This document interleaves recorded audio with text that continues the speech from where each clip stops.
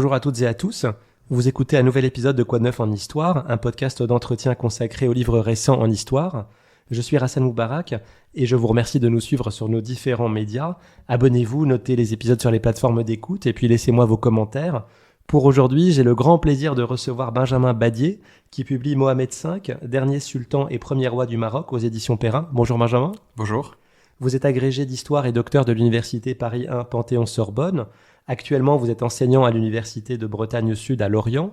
Vous êtes spécialiste de l'histoire du Maghreb contemporain et vous publiez donc une biographie de Mohamed V, qui est le premier roi du Maroc, qui est le père de Hassan II et le grand-père de l'actuel roi Mohamed VI.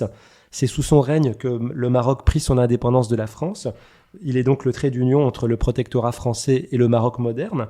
On va revenir sur sa vie et puis aussi sur la façon dont le mythe a été construit ensuite, enfin sous son règne et ensuite. Ma première question porte sur le livre, Benjamin. Il est tiré de votre thèse et vous le dites en introduction, il y a plusieurs autres biographies de Mohamed V. Comment est-ce que vous situez la vôtre ? Effectivement, c'est un livre qui est issu de ma thèse que j'ai soutenue à la Sorbonne en novembre 2023, donc ça fait 2 ans à présent. Comment je me situe par rapport aux livres qui ont déjà été écrits ? Eh bien, je les analyse comme ce qu'ils sont, c'est-à-dire des hagiographies, presque des récits de saints qui construisent une image idéale de Mohamed V comme père de l'indépendance. Ce sont des ouvrages qui ont été écrits en français, en arabe, en anglais, du vivant même parfois de Mohamed V, par des gens qui sont soit marocains, soit français. On a même un auteur américain.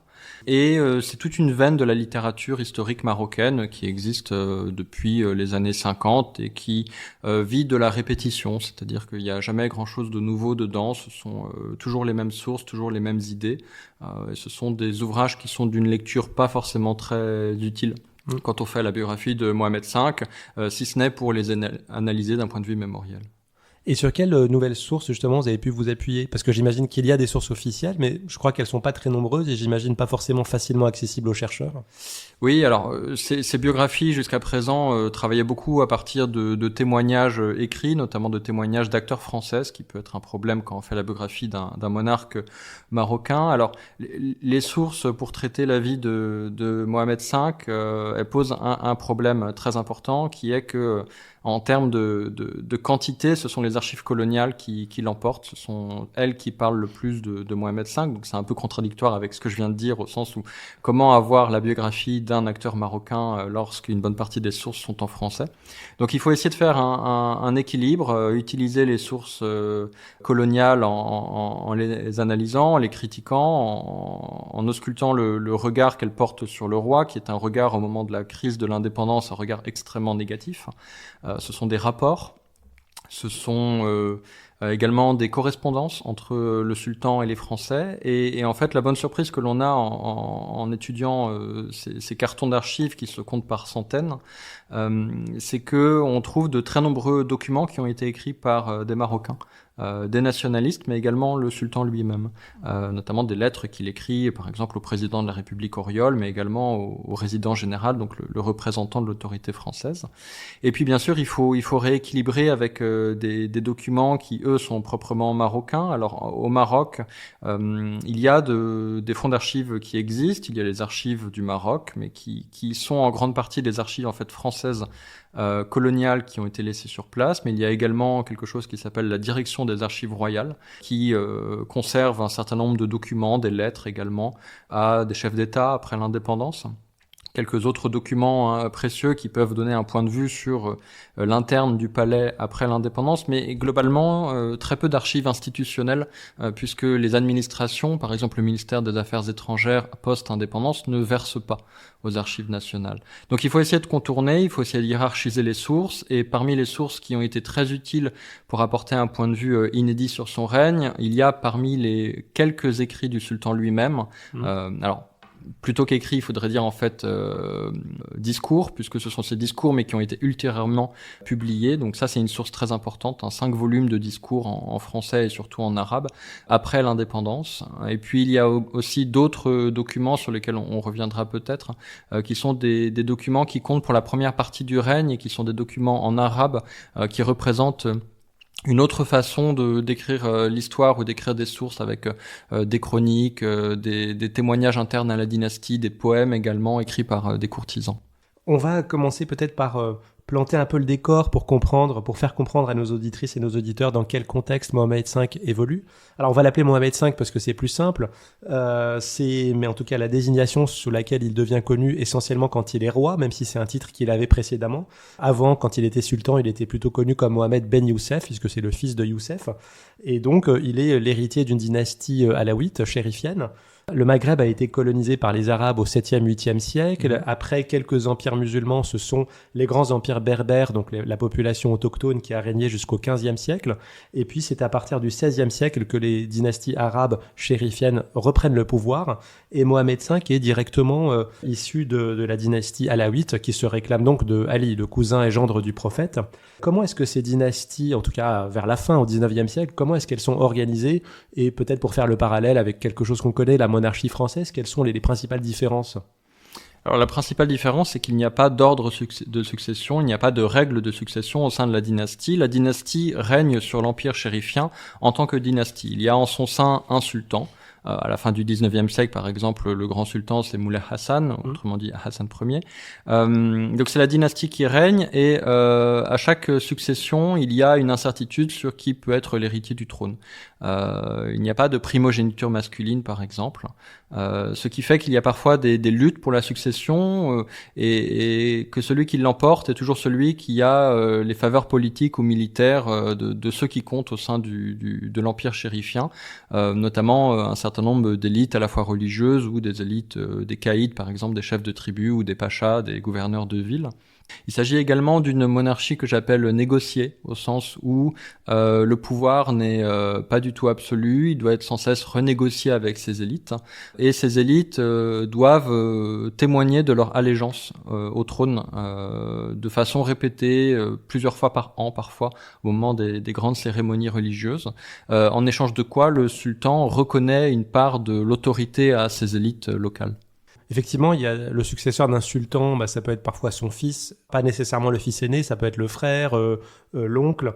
Et puis vous écrivez, page 66, que la monarchie marocaine est élective et contractuelle. Est-ce que ça veut dire que les gens qui donnent leur confiance par un contrat, parfois écrit d'ailleurs, au sultan, peuvent reprendre cette confiance et à ce moment-là destituer quelque part le sultan? Exactement, c'est à partir du moment où vous prêtez allégeance à quelqu'un, le sous-entendu c'est que vous pourriez ne pas lui prêter allégeance. Et donc ce qu'on appelle la baïa, c'est-à-dire l'allégeance ou le serment d'allégeance, parfois le document qui contient ce serment d'allégeance, c'est quelque chose qui est signé au début du règne d'un sultan pour le reconnaître comme sultan par l'ensemble des acteurs. Il n'y a pas une allégeance, il y en a plusieurs, il y en a autant qu'il y a de groupes d'oulémas, c'est-à-dire de savants musulmans, qu'il y a de tribus ou de villes par exemple.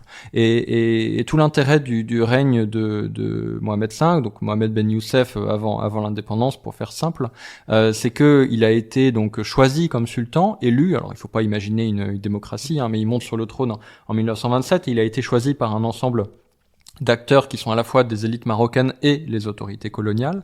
Et sa particularité, c'est qu'en 1953, il est déposé par les Français, mais également par une partie des élites marocaines, qui ont décidé que de la même façon qu'ils pouvaient faire le sultan, c'est-à-dire le lier, pour reprendre un peu le vocabulaire marocain, ils pouvaient le délier. On va revoir ces différentes étapes, mais effectivement, le 19e siècle, c'est l'époque de la colonisation, il voit les puissances européennes s'affronter en Afrique du Nord notamment, et c'est vraiment au début du 20e siècle que l'influence française au Maroc est consacrée, est acceptée d'abord par l'Angleterre et puis ensuite par l'Allemagne, et c'est donc le 30 mars 1912 qu'est signé le traité de Fès, qui instaure un protectorat français sur l'empire chérifien. Qu'est-ce qu'un protectorat, Benjamin Badier, et quelle différence avec une colonie? Et donc, d'où se prennent les décisions? Un protectorat, c'est une forme de colonisation que l'on appelle parfois indirecte, au sens de l'administration indirecte. La principale différence avec une colonie, par exemple comme l'Algérie, est que ce territoire ne fusionne pas avec la France. L'Algérie, pendant 132 ans, a été considérée comme un territoire français parce que colonie. Le protectorat, qui est un modèle qui a déjà existé dans d'autres territoires coloniaux de l'Empire français, est une forme de colonisation. Donc, il y a eu le précédent en Tunisie, par exemple. C'est une forme de colonisation qui préserve non pas l'indépendance du pays, mais qui laisse en place les institutions. En l'occurrence, dans le cas du Maroc, la monarchie ainsi que le Marzen, qui est l'administration principale, le gouvernement marocain, avant le protectorat et pendant le protectorat. Et donc les décisions, elles se prennent plutôt à Rabat ou à Paris? Alors ça dépend des périodes. Globalement, ce qu'on constate pour le Maroc, notamment au tout début et à la toute fin, au tout début avec le mandat, si on peut dire, du résident général Lyotet, et à la toute fin, au moment de la crise pour l'indépendance, les décisions se prennent avec une grande autonomie à Rabat même, avec un gouvernement parisien qui apparaît très souvent, et ça on le voit très bien dans les archives françaises, qui apparaît très souvent regarder le Maroc de très loin, ne pas toujours comprendre ce qui s'y passe, notamment parce que les autorités coloniales de Rabat, qui veulent préserver leur autonomie, font un peu de la rétention d'informations et ne livrent pas forcément toutes les informations les plus importantes aux autorités du gouvernement à Paris. Mohamed V naît donc en 1909. Il ne connaîtra donc véritablement que le système du protectorat. Vous l'avez dit, il arrive au pouvoir en 1927 après la mort de son père. Or, il a 2 frères plus aînés que lui. Pourquoi est-ce que c'est lui qui est choisi et donc comment est-il choisi? Est-ce qu'il est choisi par les élites marocaines ou par la résidence générale française? Alors on a longtemps lu que Mohamed V, Mohamed Ben Youssef, avait été choisi par les Français de façon très générale et que la valeur de son règne avait été de savoir s'émanciper de la tutelle française. Alors c'est en partie vrai, il faut un peu complexifier le tableau. Donc son père, Moulay Youssef, qui était sultan depuis le début du protectorat en 1912, meurt en novembre 1927 de maladie.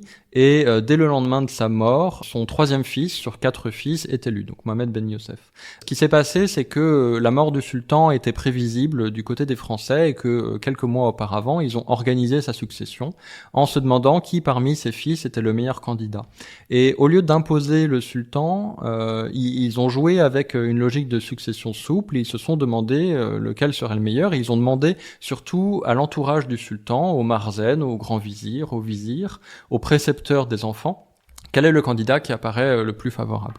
Et il y a 2 candidats qui émergent à ce moment-là. Il y a d'un côté le fils aîné, Idriss, qui a visiblement la préférence de Moulay Youssef lui-même, qui ignore totalement les intrigues qui ont cours autour de lui. Et puis il y a le 3e fils, qu'on appelle à l'époque Hamada, donc Mohamed Ben Youssef, qui a la faveur du grand vizir, de son précepteur et de certains Français qui considèrent qu'il serait plus aisément malléable que les autres fils, et qui surtout permettrait d'écarter un personnage ambitieux qui est le chambellan Tami Ababou, qui est le principal confident et conseiller de Moulay Youssef, dont les Français considèrent qu'il est trop puissant. Les Français, mais également une partie du marzen, du gouvernement. Et donc, au lieu d'avoir un sultan qui est choisi par les Français, comme on dit, on a en fait un sultan qui est choisi par une forme de consensus entre les autorités coloniales de la résidence générale et une partie du marzen. Alors ça se fait pas sans mal, il y a un conflit après la mort de Moulay Youssef, on est obligé de mettre à l'écart le fils aîné Idriss ainsi que ses principaux partisans. Mais c'est à la fin le camp de Mohamed Ben Youssef qui finit de l'emporter, alors qu'a priori Mohamed Ben Youssef lui-même ne s'était pas présenté comme un candidat. Toutes ces intrigues ont lieu a priori sans son engagement personnel. Vous qualifiez, Benjamin Badier, cette période, ce régime de sultanat protectoral. D'ailleurs, pendant les 15 premières années de son règne, Mohamed V suit la politique de son père, de fidélité aux Français. On peut même dire qu'il est francophile d'ailleurs, puisque vous dites qu'il passe beaucoup de ses étés en France.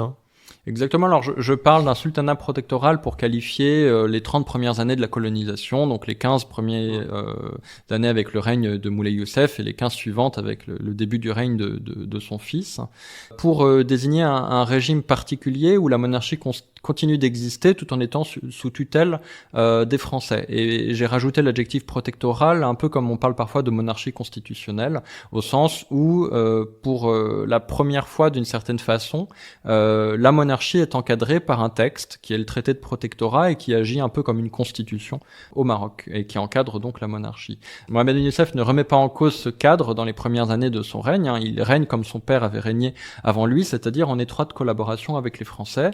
Et on peut effectivement dire qu'il est francophile. Il parle le français, il lit le français, même si c'est parfois avec difficulté. Il a une double éducation qui est à la fois une éducation musulmane et arabe et une éducation à la française du fait de son précepteur qui était un kabyle. Et plusieurs étés en 1930, 31, 32, 34, il se rend en France pour villégiature pendant au moins un mois. Il visite à la fois Paris, il rencontre les élites, il participe aux mondanités parisiennes et il voyage également un peu partout en France à cette occasion. donc durant cette période, quelles sont ses prérogatives et puis comment est-ce qu'il peut s'opposer, le cas échéant, aux volontés françaises? Est-ce que dans cette constitution, dans le traité de Fès, est-ce qu'il a des moyens juridiques de s'opposer à la volonté française? Alors, le traité de Fès, c'est pas une constitution. C'est moi qui force un peu le trait en l'interprétant ainsi, mais il y a quand même une part de vrai dans cette comparaison, dans le sens où les pouvoirs des uns et des autres sont définis dans le traité de Fès. Quels sont les pouvoirs du sultan dans le cadre de ce sultanat protectoral? Eh bien, il faut d'abord dire quels sont les pouvoirs qu'il a perdus avec le traité de Fès. Il a perdu toutes les prérogatives concernant les affaires étrangères, par exemple, qui ne sont plus gérées par lui, mais par le résident général, qui est à la fois l'ambassadeur de France et son propre ministre des Affaires étrangères. Donc le Maroc est absorbé dans la politique étrangère française. Il a perdu également les prérogatives militaires, qui étaient une prérogative très importante du pouvoir sultanien, la possibilité de mener ce qu'on appelle une harka, c'est-à-dire un mouvement armé dans le pays pour manifester sa puissance, pour mettre au pas certaines tribus et pour lever l'impôt. Il a perdu en fait l'essentiel de la gestion politique du quotidien au Maroc, et pour utiliser une expression qu'on utilise parfois pour les monarchies constitutionnelles européennes, il règne sans gouverner. Alors, il règne, et dans l'idée des prérogatives autour du règne, il y a quand même un pouvoir symbolique qui est maintenu, qui est à la fois un pouvoir religieux, au sens où le sultan est également commandeur des croyants, c'est-à-dire successeur du prophète, calife si on veut. Donc il a un pouvoir religieux et un prestige religieux très important, qui est lié à son lignage chérifien également, c'est-à-dire descendant du prophète. Et il a également un pouvoir protocolaire très important, qui est peut-être le seul que lui réservent véritablement les Français, au sens où il donne l'impression, à travers tout un protocole, des sorties à cheval sous un parasol qui fait partie des régalias de la monarchie marocaine, il donne l'impression que la monarchie marocaine existe comme avant, qu'elle a été restaurée dans sa gloire par le protectorat français. Dans ce cadre extrêmement contraint, d'autant plus contraint qu'il accède au pouvoir à l'âge de 18 ans, donc il est très jeune dans les années 30, il a peu de marge de manœuvre. Il peut avoir des marges de manœuvre d'un point de vue symbolique, il peut avoir une marge de manœuvre économique, au sens où il est un des hommes les plus riches du Maroc, et il pourrait, le cas échéant, s'opposer à la signature des daïrs. Les daïrs, ce sont les décrets qui sont indispensables à toute réforme ou à toute décision politique coloniale. Étant donné la nature du protectorat, on doit passer par ces décrets. Donc il pourrait éventuellement s'y opposer, mais on constate que, comme son père avant lui, dans les années 30, il ne s'y oppose pas. Les daïrs, donc c'est les décrets sur lesquels il doit apposer son sceau, et effectivement un des moyens de résister, c'est de ne pas apposer son sceau, donc il joue un peu de ça. L'un des daïrs peut-être les plus importants, c'est le daïr berbère de mai 1930, qui vise en fait à préserver une certaine autonomie pour les berbères, et notamment qu'ils puissent garder leur justice. Et ça m'amène à vous poser la question sur qui règne Mohamed V.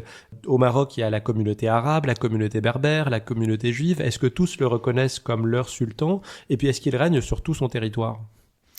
Mohamed Ben Youssef règne sur un empire. Et pour comprendre comment fonctionne le Maroc, il faut le considérer comme un empire, c'est-à-dire un territoire vaste, aux délimitations parfois floues, qui est l'empire chérifien, et avec une diversité de populations. Donc effectivement, des populations arabes et berbères qui sont musulmanes, et des populations juives, et on peut rajouter les Français, mais bien sûr, il ne règne pas sur les Français. Donc c'est un territoire qui, y compris pendant la colonisation, n'est pas vraiment défini du point de vue des frontières. Il y a quelques frontières qui sont définies, mais par exemple la frontière entre le Maroc et l'Algérie n'est pas définie. Et puis il y a bien sûr un territoire qui est divisé du fait même de la colonisation, qui est fragmenté, puisque il y a le protectorat qui lui-même est partagé entre un protectorat de zone française et une zone espagnole dans le nord du Maroc, pour faire simple le Rif, mais également une petite bande de terre dans le sud, en plus d'autres possessions espagnoles qui sont des colonies. C'est grosso modo le territoire qu'on appelle aujourd'hui le Sahara occidental. Et puis il y a encore un autre statut, au-delà du protectorat et des colonies espagnoles, il y a la zone internationale de Tanger. Le sultan considère qu'il fait l'unité de ce territoire, c'est-à-dire qu'au-delà des gouvernements coloniaux fragmentés, internationaux, espagnols et français, la monarchie considère qu'elle fait l'unité sur l'ensemble de ce territoire, au nom justement de sa puissance religieuse. On a dit, Benjamin Badier, que les 15 premières années du règne de Mohamed V étaient quand même marquées par une fidélité à la France. Or, maintenant, l'historiographie officielle du royaume le présente comme le père de l'indépendance. Alors, sans parler d'indépendance, on peut déjà parler d'un mouvement nationaliste qui, lui, émerge dans les années 30. Mais quelle est la position réelle de Mohamed V vis-à-vis du nationalisme, donc sans parler d'indépendance, mais du nationalisme dans les années 30? Dans les années 30, au moment de la naissance du nationalisme au Maroc, sa position est très difficile à percevoir du fait d'un manque de sources, mais également parce que, d'après ce que l'on peut en connaître, elle est relativement ambiguë. Alors, le mouvement nationaliste naît en conséquence et en opposition au daïr dit berbère de 1930 et se structure progressivement jusqu'à former en 1934 le premier parti nationaliste marocain, qui est le Comité d'action marocaine, qui propose un certain nombre de réformes, mais dans le cadre du protectorat. Donc il ne demande pas l'indépendance à ce moment-là. C'est un parti nationaliste qui cherche à obtenir l'adhésion du sultan, à obtenir son attention, et qui en 1933 essaye de créer ce qu'on appelle la fête du trône, avec une conséquence importante. La fête du trône, c'est toujours quelque chose que l'on célèbre aujourd'hui au Maroc, et qui commémore l'intronisation du sultan. Donc pour Mohamed V, c'est le 18 novembre 1927. C'est une commémoration qui est fêtée par les nationalistes, mais qui est très rapidement récupérée par les Français, qui y voient un intérêt pour unifier la population marocaine. Mohamed Ben Youssef est séduit par l'opération de séduction des nationalistes qui réussissent. Mais dans les années qui suivent, notamment en 36-37, il prend un peu ses distances avec ces jeunes nationalistes qui à l'époque sont pas forcément très influents, c'est encore un mouvement très élitiste, pas du tout populaire, et qui surtout subit la répression française. Et il semblerait qu'il ait soutenu la répression française contre certaines manifestations nationalistes qui venaient un peu troubler l'ordre traditionnel de l'Empire et l'ordre de l'Empire colonial français. C'est notamment le cas lors du mandat du résident général, le général Charles Noguès, à partir de 1936. Alors ça n'empêche pas qu'il écoute les nationalistes et qu'il s'intéresse à des idées nouvelles, mais ce qui l'emporte dans sa pensée à la fin des années 30, c'est pas tellement le nationalisme, mais encore moins l'idée d'indépendance, c'est plutôt un ensemble de courants religieux qu'on appelle le réformisme musulman, qui vient du Moyen-Orient, et qui est arrivé au Maroc dans les années 1920-1930. Et quand on analyse son entourage, on se rend compte que plusieurs de ses proches, qui sont pas des nationalistes, sont des penseurs musulmans qui adhèrent jusqu'à un certain point au réformisme musulman, c'est-à-dire qui entend repenser l'islam dans un contexte de modernité et surtout de domination du monde musulman par les Européens. Un autre moment fondamental, Benjamin Badier, dans l'histoire de Mohamed V et du Maroc, c'est la Seconde Guerre mondiale, parce que c'est un vrai tournant dans la trajectoire du pays. Comment est-ce que le Maroc se positionne par rapport au régime de Vichy ? Et puis, est-ce que le fait que l'administration soit indirecte, comme on a dit en introduction, est-ce que ça lui permet finalement de ne pas se positionner directement ? Alors, le Maroc est sous tutelle de Vichy pendant 2 ans, de 1940 à 1942, jusqu'au débarquement allié, du fait du ralliement du résident général Charles Noguès au régime du maréchal Pétain. Alors, le Maroc reste un protectorat pendant ces 2 années. Cependant, c'est un moment d'accentuation d'une administration de plus en plus directe, au sens où la zone libre s'appuie sur les territoires coloniaux pour essayer de rester puissant face aux Allemands, et ça se traduit au Maroc par une mise sous tutelle encore plus importante, avec de nombreux voyages, par exemple, de ministres ou de secrétaires d'État de Vichy au Maroc, et par la mise en place d'une législation anti-juive similaire à celle qui est alors mise en place à partir d'octobre 1940 en France. Les Anglais et les Américains donc débarquent en 1942, c'est l'opération Torch. Et puis très vite, les forces vichyistes en Afrique du Nord vont se rendre. Mohamed V reçoit à Casablanca dès janvier 1943 la première des conférences interalliées du conflit, à laquelle participent Roosevelt, Churchill, De Gaulle et Giraud. C'est la conférence de Casablanca ou la conférence d'Anfa. Qu'est-ce qui en sort de cette conférence, et est-ce que c'est l'occasion pour le Maroc de commencer à se positionner avec d'autres acteurs que la France ? Alors c'est pas le sultan lui-même qui reçoit les alliés, c'est les alliés qui profitent d'avoir un territoire proche de l'Europe pour se retrouver, et à cette occasion, Roosevelt se dit quand même qu'il doit recevoir le sultan, et il le fait en marge de la conférence lors d'un repas, durant lequel on a longtemps dit qu'il avait promis l'indépendance au sultan. Alors c'est très sans doute faux. Il a pu évoquer l'indépendance, mais il n'a pas promis l'indépendance, il pouvait pas le faire, puisqu'il voulait préserver la force de la France libre qui dirige après 43 l'Afrique du Nord. Mais c'est cependant un moment d'ouverture diplomatique pour le sultan, puisque Pour la deuxième fois, les Français ont été défaits. Ils ont été défaits une première fois par les Allemands en 1940 et ils sont défaits une deuxième fois au Maroc même, au moment du débarquement allié. Donc c'est une ouverture diplomatique auprès des Américains. Ils cherchent à se rapprocher des Américains, en obtenir un soutien, peut-être pas dans l'idée d'indépendance, mais dans l'idée d'avoir plus d'autonomie vis-à-vis de la France. Et il est possible, en tout cas c'est mon hypothèse après avoir analysé des documents que l'on trouve dans les archives françaises, qu'il ait essayé d'avoir des contacts avec les autorités allemandes de Tanger, donc le consulat allemand à Tanger.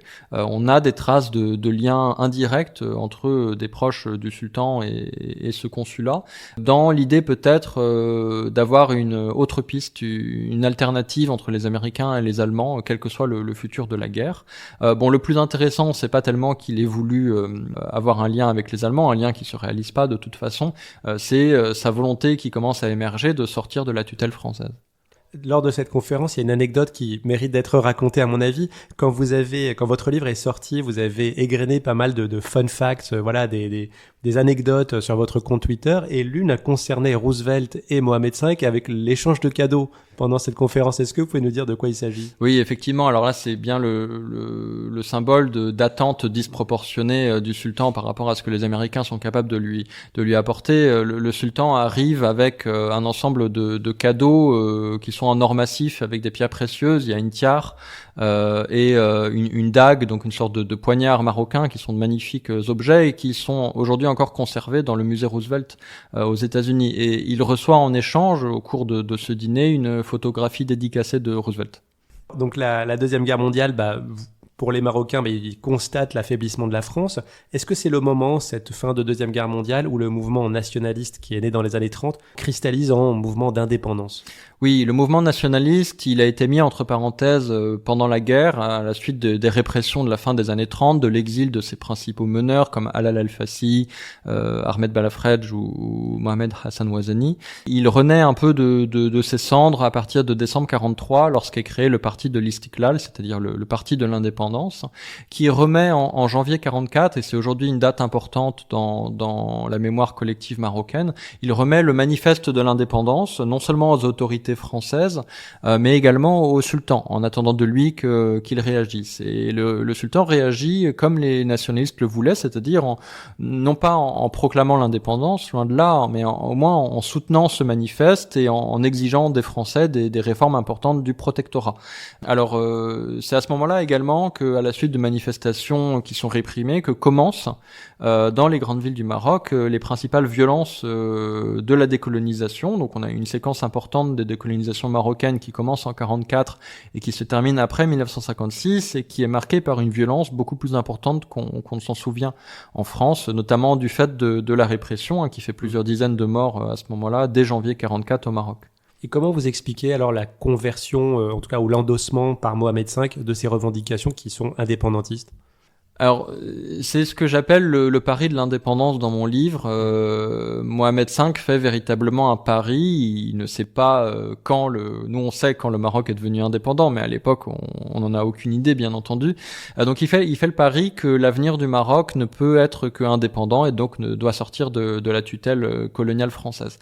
Et en fait, ce qui le convainc, je pense, c'est sans doute, mais ça on peut difficilement savoir, une conviction personnelle, mais c'est surtout qu'il associe, et c'est ça aussi le pari, il associe l'idée d'indépendance du Maroc à des ambitions monarchiques renouvelées, à une nouvelle vision de la monarchie, une monarchie qui serait donc indépendante, mais qui aurait aussi de nombreux pouvoirs par rapport à ce qu'était la monarchie avant la colonisation et surtout pendant la colonisation. Donc moi je pense que c'est vraiment ça qu'il faut dire. Il ne faut pas considérer Mohamed V comme un nationaliste à proprement parler, mais comme quelqu'un qui est monarchiste et qui voit une convergence d'intérêts entre le palais et les nationalistes. Et donc ce soutien au nationalisme va tendre les relations avec la France. Vous avez parlé de ces années de répression, mais, et c'est très important dans votre livre, il ne faudrait pas regarder ces événements comme une simple lutte de décolonisation entre la France et le Maroc, mais vous en faites aussi une affaire intra-marocaine. De quelle manière? Effectivement, alors on est dans le cadre d'un protectorat, donc comme on l'a dit, les élites marocaines et les structures marocaines précoloniales ont été maintenues, même si elles sont placées sous tutelle. De même que la monarchie a continué d'exister, on a un certain nombre de grandes, pas des dynasties, mais des grands lignages témoignages des grands caïds de tribus, des pachas, des grandes familles de la bourgeoisie marocaine qui continuent d'exister et de se partager le pouvoir. Ces grandes familles qui se partagent une partie du pouvoir, y compris sous le protectorat, voient d'un très mauvais œil les ambitions monarchiques renouvelées du sultan en lien avec l'indépendance. C'est pas tellement l'indépendance qui les gêne, c'est plutôt que cette indépendance soit assimilée par le sultan comme la possibilité d'accroître son pouvoir au sein du système politique marocain. Et effectivement, il faudrait pas voir dans la décolonisation un phénomène uniquement franco-marocain, mais il faut aussi voir ce qu'il y a derrière, à savoir une lutte de pouvoir maroco-marocaine qui accompagne en fait la lutte pour l'indépendance avec quelque chose qu'on a parfois un peu de mal à imaginer aujourd'hui, mais en fait une convergence d'intérêts, de même que le sultan, ses intérêts convergent avec les nationalistes, on a une convergence d'intérêts entre une partie des élites marocaines et les autorités coloniales dans l'opposition aux nationalistes et au sultan. Et donc, c'est en partie cette conjonction des intérêts entre les élites traditionnelles et les Français qui aboutit à ce que le sultan soit déposé le 20 août 1953, ce que vous qualifiez comme le trône délié, puisque les élites, en fait, le lient et le délient. Et il se voit exilé d'abord en Corse et puis ensuite à Madagascar, mais il refuse d'abdiquer. Alors évidemment, on connaît l'histoire a posteriori, mais quand il part, il ne sait pas s'il va revenir ou si l'exil est définitif. Mais évidemment, ce départ et puis ce retour, c'est un élément fondamental de la geste du roi telle qu'elle est écrite après. Effectivement, il doit subir 2 ans et demi d'exil, tout d'abord en Corse, puis à Madagascar avec sa famille, donc très loin du Maroc. Et le but, c'était vraiment de l'arracher au Maroc, d'annuler l'option politique qu'il représentait. Il est remplacé par un de ses cousins, Mohamed Ben Arafa, qui est un sultan un peu fantoche, mais qui a été choisi par les autorités coloniales et surtout par les élites traditionnalistes, qui cherchent justement un sultan qui ne leur fasse pas de l'ombre et qui leur obéisse. L'exil de 2 ans et demi est un moment très important pour son hagiographie puisque l'exil est une étape quasi obligatoire pour les grands militants de l'indépendance au Maroc ou ailleurs. Donc c'est une étape presque attendue qui dans son cas participe de sa gloire, de son prestige de plusieurs façons. Tout d'abord parce que juste après sa déposition apparaît au Maroc un mouvement de violence nationaliste, notamment des attentats qui visent des Français mais également des Marocains et qui souhaitent son rappel. La violence nationaliste s'exprime au nom du retour du sultan en faveur de sa restauration. Et puis il y a également une forme de culte qui apparaît, même si le mot peut paraître un peu fort, dans la mesure où Mohamed V, un de ses engagements, des manifestations de sa lutte pour l'indépendance a été un important travail à la fois sur sa parole, par le fait qu'il a prononcé d'importants discours, notamment le discours d'avril 1947 à Tanger, mais également un jeu sur son image. Il a transformé l'image de la monarchie qui auparavant avait plutôt des pourtours assez modestes et qui s'exprimait par la rareté. Lui, après la Deuxième Guerre mondiale, il a un peu transformé ça, il a un peu multiplié son image et c'est ce qu'on voit au moment de son exil. Vous avez une très forte popularité du sultan qui s'exprime par son portrait, par exemple, que l'on brandit au cours de manifestations et qu'un certain nombre de Marocains est encore jusqu'à aujourd'hui persuadés d'avoir aperçu la nuit sur la lune dès le lendemain de sa déposition. Finalement, il est rappelé par les Français en novembre 1955. Le chapitre d'ailleurs s'intitule « Le retour du roi ». Et en vous lisant sur Internet, j'ai appris que c'était le même mois où Tolkien publie son livre, le troisième tome de la trilogie des Seigneurs des Anneaux. Donc il revient, le protectorat français s'achève assez vite, le 2 mars 1956.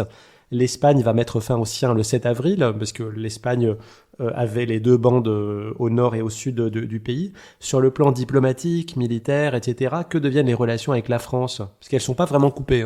Non, les relations avec la France ne sont pas coupées au tout début, et c'est justement la logique même de son rappel et de sa restauration. En fait, le gouvernement français, à l'époque, c'est Edgar Faure en président du Conseil et Antoine Pinay en ministre des Affaires étrangères, se sont rendus compte que face à la dégradation de la situation sécuritaire, d'abord au Maroc, mais aussi dans l'ensemble de l'Afrique du Nord, avec le déclenchement de la guerre d'Algérie fin 1954, les intérêts français au Maroc, que ce soit des intérêts humains, économiques ou stratégiques, avaient tout intérêt à régler la situation de la façon la plus pacifique possible.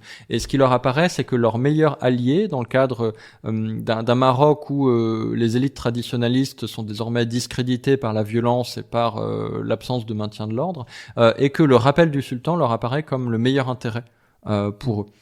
Donc il y a une convergence d'intérêts entre le sultan lui-même et les autorités françaises, qui sont plus les autorités coloniales, puisque Paris a repris la main sur Rabat, sur la résidence générale.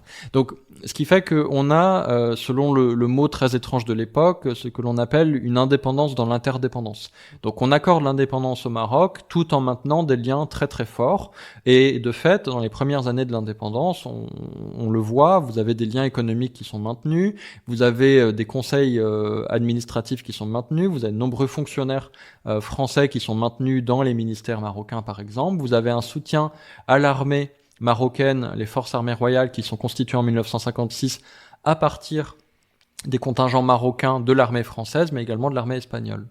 Comment est-ce que Mohamed V va asseoir son nouveau pouvoir et son nouveau statut? Alors c'est vrai que symboliquement, il prend le titre de roi, c'était un des items de sa titulature, mais donc maintenant il se fait désigner comme roi.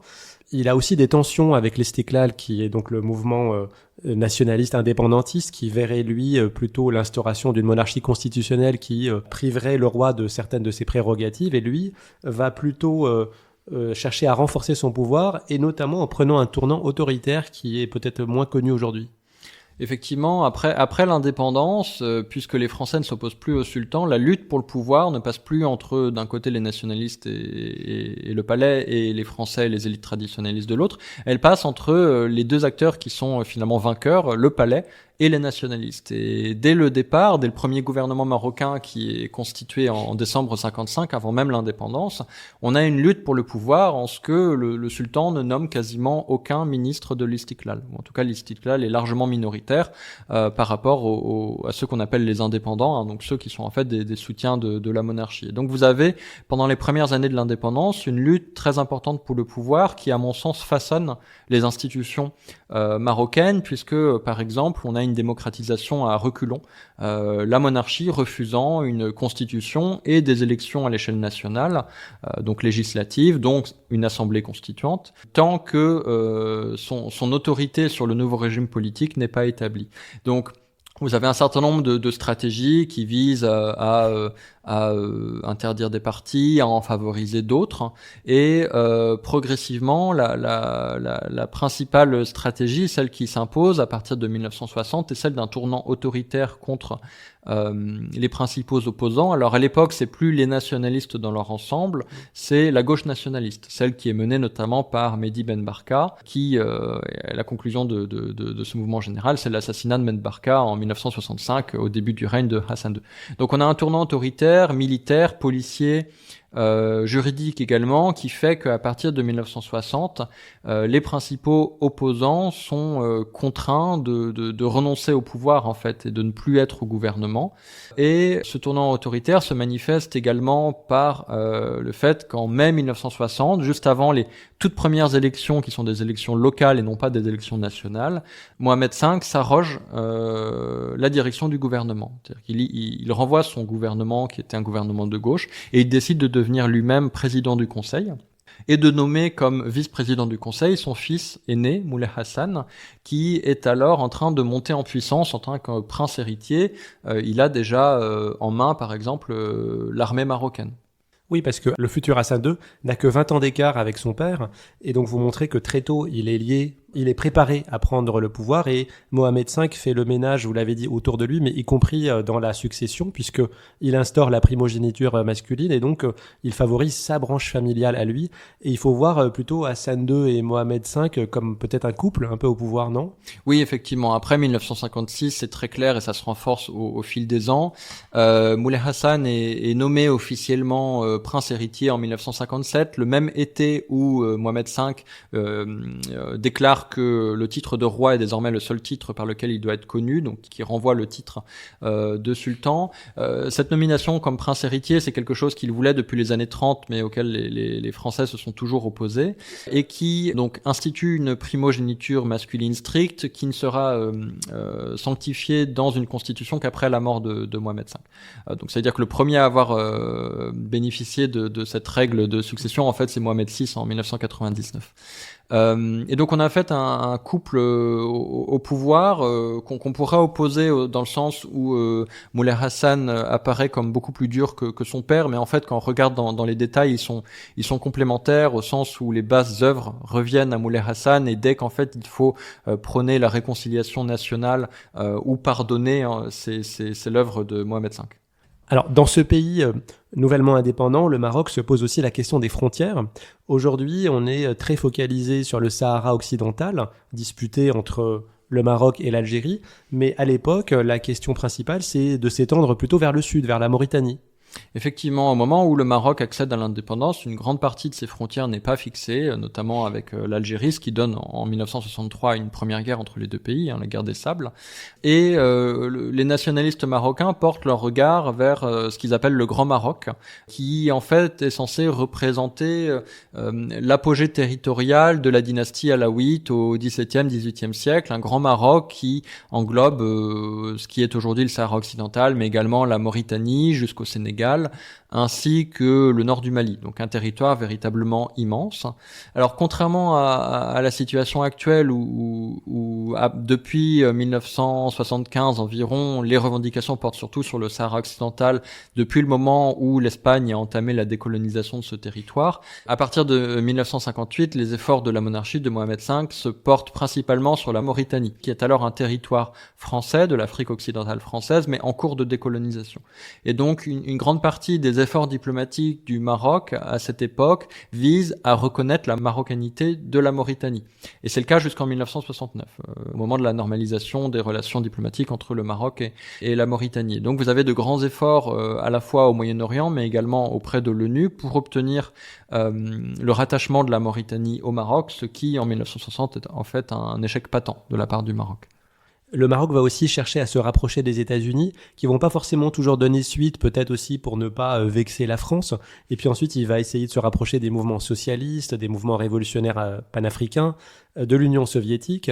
Et puis on a dit aussi qu'il était au départ proche du réformisme religieux. Est-ce qu'il a une boussole idéologique, ou est-ce que ces différentes tentatives de partenariat sont essentiellement motivées par du pragmatisme ? C'est un homme extrêmement pragmatique qui, par ailleurs, hésite beaucoup, tâtonne énormément avant de prendre des décisions.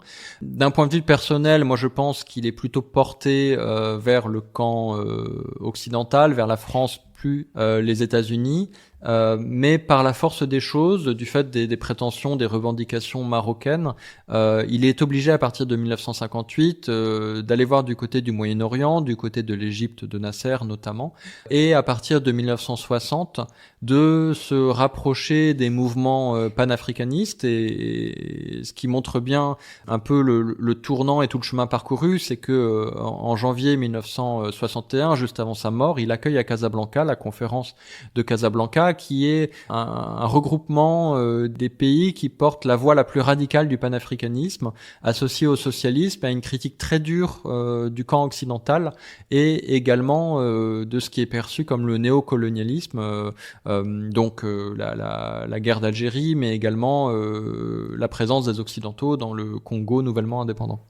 Un petit mot, juste Benjamin, sur ses relations avec l'Algérie, parce qu'au départ, elles sont pas forcément mauvaises, même s'ils sont rivaux aujourd'hui sur la souveraineté du Sahara espagnol, mais il a une période aussi de maghrébisme, si on peut dire ça comme ça. Effectivement. Oui, on peut parler de pan-maghrébisme qui a le vent en poupe, notamment en 1958, au moment de la conférence de Tanger, qui réunit Maroc, Tunisie, mais également les représentants du Front de Libération Nationale algérien. Et on a un soutien parfois un peu ambigu, mais qui existe et qu'il faut mentionner, du Maroc, de la monarchie, à la cause algérienne. Donc ce qui crée aussi des tensions avec la France.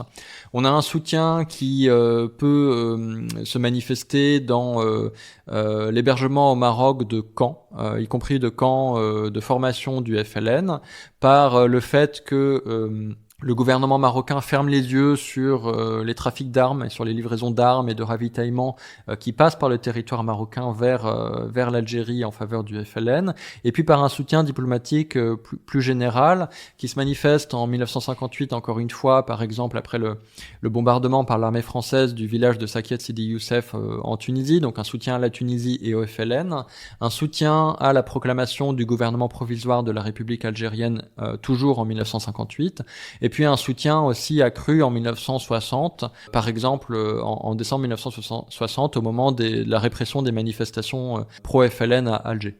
Mohamed V meurt de manière inattendue le 26 février 1961, donc simplement après 5 ans de règne. De règne indépendant. De règne indépendant, bien sûr, en tant que roi. Il est opéré en fait dans une clinique à Rabat d'une intervention qui est censée être bénigne, la septoplastie, c'est-à-dire on lui refait la cloison nasale, et puis donc il ne se réveille pas de l'anesthésie, de l'opération. Est-ce qu'il y a des zones d'ombre sur cette affaire ou pas ? Alors c'est une rumeur qui court depuis la mort même de Mohamed V et dont on me parle souvent. Il y a beaucoup de personnes qui sont persuadées que sa mort par accident, par anesthésie, il ne réveille pas et effectivement, aurait été provoquée par quelqu'un et en fait tous les regards se portent vers son fils Hassan II qui lui succède automatiquement. C'est quelque chose sur lequel il est très difficile de se prononcer puisqu'on est de l'ordre de la rumeur, donc forcément les sources vont être difficiles à avoir.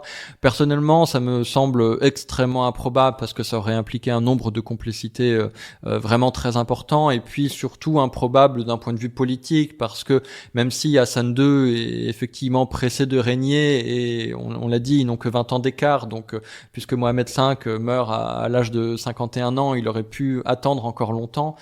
En fait, ce n'aurait pas été un bon calcul de sa part, puisque même si le trône est alors assez autoritaire, il est encore pas totalement affermi, notamment du fait des attaques de la gauche nationaliste marocaine. Et puis par ailleurs, Mohamed V bénéficiait d'un tel prestige en tant que père de l'indépendance, que celui qui s'est engagé en faveur de l'indépendance, qui a été exilé pour cela, déposé pour cela. Ça aurait été extrêmement risqué, je pense, de la part de Hassan II de provoquer cette mort. Donc, moi, je n'y crois pas un seul instant. Après sa mort, donc, quelle est la façon dont la mémoire de Mohamed V est entretenue dans le pays ? Quelle image il a sous Hassan II et aujourd'hui ? Alors il a une image extrêmement positive sous le règne de son fils puis le règne de son petit-fils. C'est une image qui est extrêmement homogène, qu'on retrouve d'ailleurs en France où c'est une figure assez positive quand on le connaît parce que c'est un personnage qui est quand même très méconnu en France. Donc une image très positive qui est un peu le pilier, la figure centrale de ce que j'appelle le roman royal marocain et qui est sans aspérité, c'est-à-dire que tous les éléments un peu compliqués qu'on a pu évoquer aujourd'hui sont passés sous silence. Sa collaboration avec le régime colonial, le fait qu'il a scellé les daïrs anti-juifs, avant cela le daïr berbère, que la lutte pour l'indépendance était également une lutte pour le pouvoir au sein même du Maroc, que la fin de son règne est quand même relativement autoritaire. Donc tout ça, c'est un peu tout sous silence, à la fois par intérêt mémoriel, mais aussi tout simplement par espacement temporel, puisque aujourd'hui en 2025 on célèbre les 70 ans de sa restauration, mais également en fait les 70 ans de l'indépendance, puisque les deux sont liés. Donc c'est un personnage qui est aujourd'hui très éloigné de la mémoire, qui existe dans la mémoire marocaine, mais en tant que figure tutélaire, sacrée, relativement intouchable, dont on connaît finalement assez peu de choses, si ce n'est qu'il a acquis l'indépendance du Maroc. Et donc il est aujourd'hui enterré dans un mausolée à Rabat, où l'a rejoint Hassan II en 1999. Ça représente quoi ce lieu aujourd'hui ? C'est quelque chose d'émotionnellement fort pour les Marocains ou c'est pour les touristes ? Alors, c'est pas du tout pour les touristes. C'est un lieu très très important. C'est un lieu de mémoire au sens qu'on a pu lui donner à la suite de Pierre Nora en France. Il est d'abord enterré au sein du palais et puis une dizaine d'années après sa mort, Hassan II décide de construire une nécropole royale sur le site d'une ancienne mosquée médiévale qui n'a jamais été terminée, qui est un site magnifique qui surplombe Rabat et la vallée qui sépare la ville de Rabat et de Salé. C'est quelque chose d'exceptionnel parce que d'habitude les sultans étaient enterrés dans des mosquées et il n'y avait pas de vénération particulière autour de leur tombe. Et désormais, on a une véritable nécropole royale qui domine la ville de Rabat dans un magnifique bâtiment et qui n'est dédié qu'à ça. Alors c'est également une mosquée, mais c'est d'abord et avant tout une nécropole royale qui institue quelque chose d'inédit pour la monarchie marocaine et qui, à mon sens, peut être vu comme une sorte d'élévation de cette monarchie, un peu en conclusion de toute la transformation de la monarchie, du passage du sultanat à la royauté. Donc une monarchie qui n'est plus du tout celle modeste, contractuelle, négociée que l'on pouvait avoir au 19e et encore au début du règne de Mohamed V, mais une monarchie surélevée qui domine les autres acteurs politiques et qui est encore plus sacralisée qu'auparavant. En tout cas, votre travail, Benjamin, nous permet de mieux le connaître. Une dernière question, c'est sur la couverture, puisqu'on voit une photo évidemment de Mohamed V. Qu'est-ce qu'elle représente et puis pourquoi l'avoir choisie, elle ? Alors c'est une photographie que je ne connaissais pas mais qui m'a été proposée par l'éditeur. Elle représente Mohamed V qui monte dans un avion. En mars 1956, c'est l'avion qui le ramène de Paris à Rabat juste après la signature de l'indépendance. Ce qui m'a attiré dans cette image, c'est tout d'abord le côté ascension bien entendu.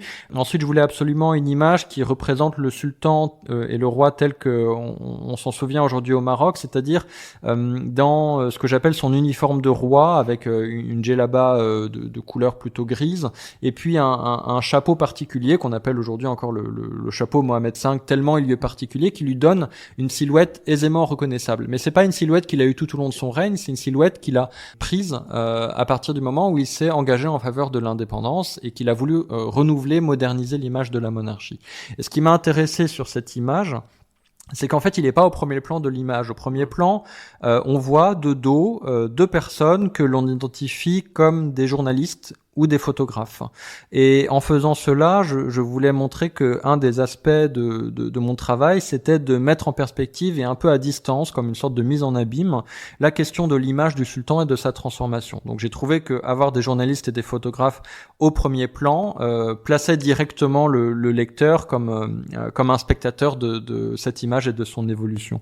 Merci beaucoup Benjamin Badier Merci d'être à vous. venu. Je rappelle le titre de la biographie, Mohamed V, dernier sultan et premier roi du Maroc. C'est paru chez Perrin. Et quant à moi, chères auditrices, chers auditeurs, je vous remercie de nous avoir écoutés et je vous donne rendez-vous bientôt pour un prochain épisode.